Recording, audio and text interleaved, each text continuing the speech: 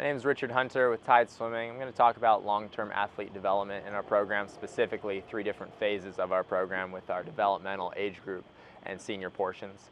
When we're looking at each of these, we're going to really go through kind of the physical, mental, and emotional side of each athlete and kind of specifically cater to each different level that we're at. When we're looking at the developmental side of things, we're really going to use short cues, a lot of repetition to develop motor movements and coordination and body awareness. As they're not used to being in the water, they need to get familiar with that process. And again, we want to just keep them kind of moving at all times. We want to create a positive learning environment for them that's a lot of fun, develop a passion for swimming. And as they move forward, just be confident in themselves based on new experiences that they're having, that they're going through. At the age group level, we want to maintain that fun while exposing them to a little bit more intensity and building their training base. We're going to start to expose them to different energy systems, working through aerobic work, anaerobic work, threshold work. As they're going through each of these, exposing them to, again, all 4 strokes and different events. We want them swimming all the events coming out of the age group program. We want discomfort and fatigue and challenging your comfort zone to be really kind of what is part of swimming, and really what is part of fun about swimming is not being sure you can do something, but as you work through it over the course of a practice or a season, you kind of figure out what you can and can't do, and you can kind of keep chipping away at your longer term goals. And a big part of this, again, is connecting your effort to your goals, knowing what it takes to be at a certain level of achievement.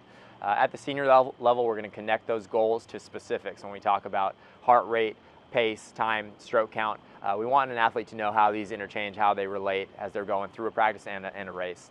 Race strategy and smart racing is going to be a big key to what we're doing, and we want to continue to develop all systems in a practice setting so that as they start to specialize a little bit more, they're still connected in and they still know what they're doing, and they're still a complete athlete.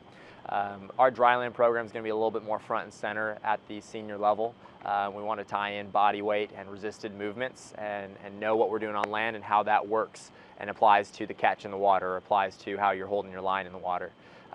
When we talk about skills that will be common throughout, kicking is going to be a real big thing, but like body alignment, moving forward, your catch, and again, just an awareness of your body and how it connects as you go through a rotation at the front of the catch.